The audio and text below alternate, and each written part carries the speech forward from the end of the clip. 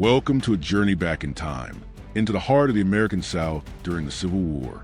Today, we reveal extraordinary portraits of Confederate soldiers captured more than 160 years ago, now meticulously restored and brought to life in vivid color with advanced AI technology. As each rare portrait comes to life, remember, these are not mere relics of history, but men who lived, fought, and shaped a nation in crisis. Let us step back in time together and see the Confederate South in a way few have ever seen before. The son of General Nathan B. Forrest, William Montgomery Forrest. This is the only known picture of William in a Confederate uniform. He was 14 when the war started. He attempted to join the Tennessee Mounted Rifles with his father, but his age disallowed him. He would later join his father's command and was on his staff. By age 18, he had been wounded 3 times in combat. One at Fort Donelson, the Battle of Harrisburg, Tupelo, and Spring Hill, Tennessee. By the end of the war near Gainesville, Alabama, Gen. Forrest, fearing he was going to be killed, wrote his son Willie a letter as a guide for him to live by.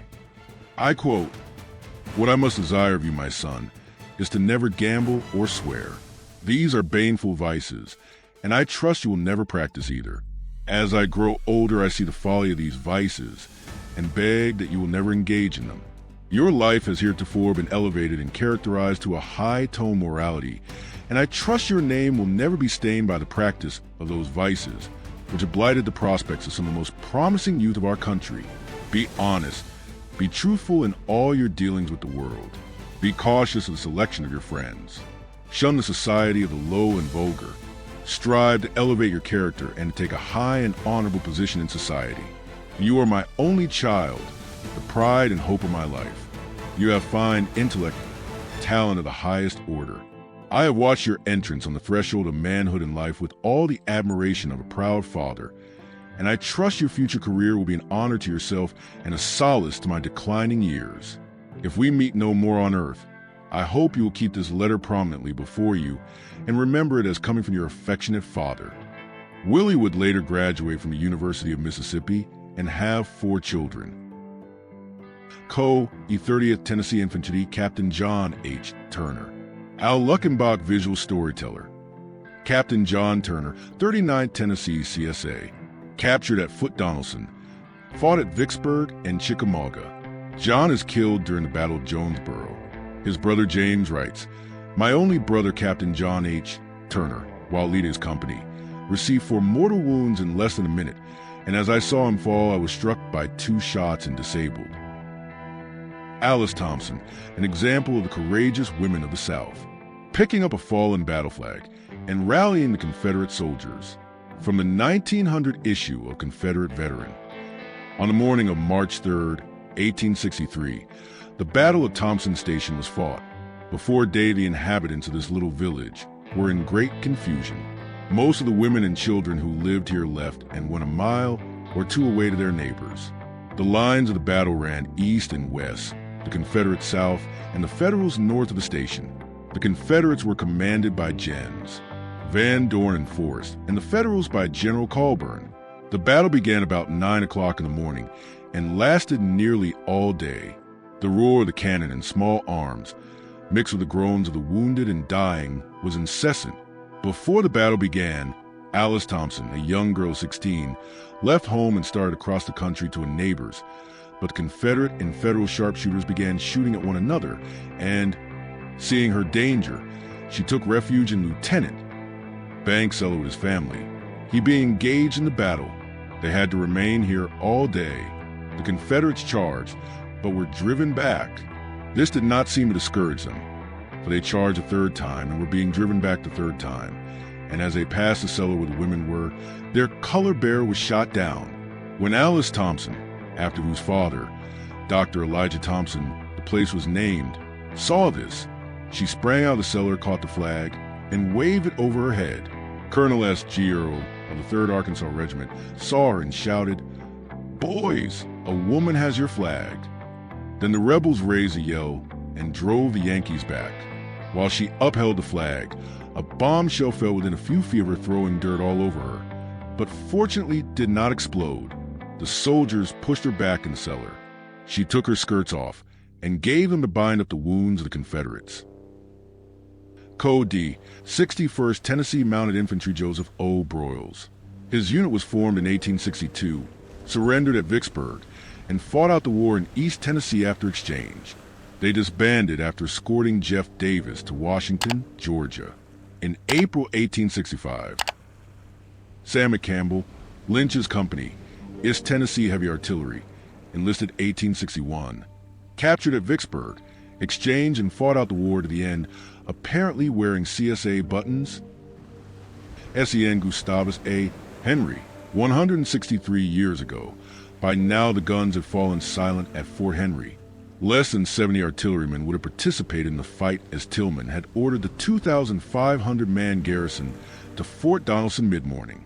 Fort Henry was actually considered by those at that time the stronger of the two forts. Thus, when it fell, it sent shockwaves across the district as it opened up the Tennessee River that remained for the most part undefended all the way into northern Alabama.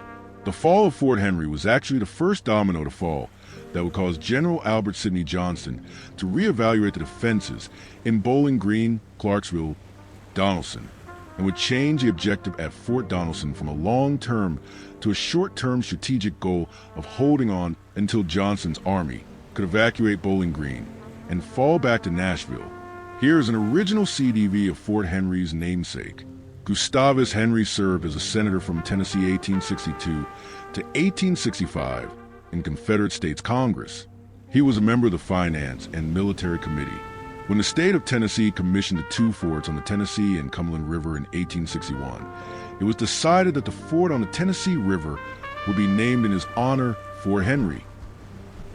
Carrie McGavock, lady of the house at Carton House, found herself on the afternoon of November 30th, 1864, having so many wounded and dying men in her home that everything cloth at her home was torn up for bandages, including her own undergarments.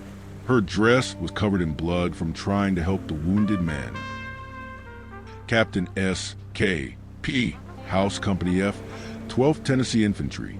House enlisted as a first lieutenant in Jackson, Tennessee on May 28, 1861. He was severely wounded on December 31st, 1862 at the Battle of Murfreesboro, Tennessee. It appears he was absent, wounded for most of the rest of the war. He was paroled in Memphis on May 31st, 1865. Private William Addison Abernathy, Company E and Company G, 13th Tennessee Infantry. He enlisted in Columbus, Kentucky on December 10th, 1861 in Company E and transferred to Company G on May 1st, 1862. He was killed at the Battle of Murfreesboro, Tennessee on either 30 or December 31st, 1862. His records list both days, and even though there was fighting on the 30th, he was probably killed on the 31st. The 12th Tennessee served in Vaughan's brigade, which also included the 13th Tennessee Infantry, the 29th Tennessee, the 47th Tennessee, and the 154th Tennessee Infantry regiments, as well as the 9th Texas Infantry, along with Allen's Tennessee, sharpshooters, and Scott's Tennessee Artillery.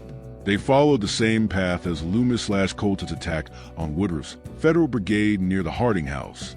Similar to the Loomis/Colton attack that morning, Vaughn is also initially driven back. As with any action in any battle, unless otherwise rarely stated in military records, it is hard to specify for certain when and where a soldier was wounded or killed. It could have been before or after this action, but this area is where the 13th Tennessee Infantry was engaged.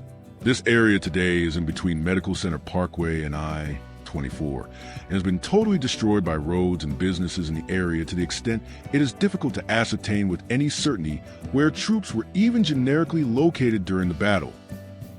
Sam Davis Coleman, Scout Sam Davis House.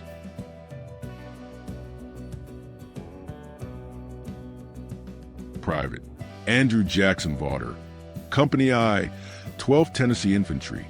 Vawter enlisted on July 11th, 1861 at Camp Brown. He was wounded at the Battle of Shiloh in April 1862. He was seriously wounded at the Battle of Murfreesboro, Tennessee on December 31st, 1862. Vawter survived the war, died in 1917, and is buried in Carroll County, Tennessee. Captain Caleb Baker Jones, Company L, Zollicoffer Avengers, 13th Tennessee Infantry. Jones enlisted on March 8, 1862 in Grand Junction, Tennessee. He was seriously wounded at the Battle of Murfreesboro, Tennessee on December 31, 1862. He resigned his commission in April 1863, no doubt due to the seriousness of his wound. Jones, born in Alabama, died in 1895 and is buried in Memphis, Tennessee. Private George Washington Crofts, Company A, 43rd Tennessee Infantry. Crofts enlisted on October 19, 1861 in Hiwassee Mines. Like most soldiers, he had absences due to illness during his service. He became a POW when Vicksburg, Mississippi surrendered to federal forces in July 1863, but was soon paroled. He survived the war and died in October 1915 and is buried in Monroe County, Tennessee. Tennessee Cavalry Henry Mottern, 8th Tennessee Cavalry CSA Wheeler's Cavalry. He is the only man with this name who served in the Civil War. Here is some unit history from the National Park Service 8 Baxter Smiths Cavalry Regiment, usually called 4th Regiment, was organized in January 1863 by consolidating Davis's Tennessee Cavalry Battalion and 4 companies from Murray's Cavalry Regiment. Its 10 companies contained men recruited in the counties of Marshall, Sullivan, Smith, Wilson, Cannon, Rutherford, Hamilton, Fentress, Davidson, DeKalb, and Sumner. Another company was added in August with men from Knox and Blount counties. The regiment served in Wharton's, Biffle's, Dibrell's, and T. Harrison's brigade. It lost about 100 men skirmishing in Tennessee, then was active in the Battle of Chickamauga. Later the unit moved with Wheeler to Middle Tennessee, was with Longstreet in East Tennessee, then returned to Georgia where it took part in the Atlanta campaign. The unit continued the fight in East Tennessee and Virginia, and saw action in the campaign of the Carolinas. It surrendered with the Army of Tennessee.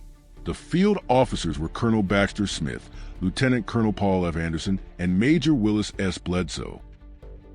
Thank you for traveling back in time with us.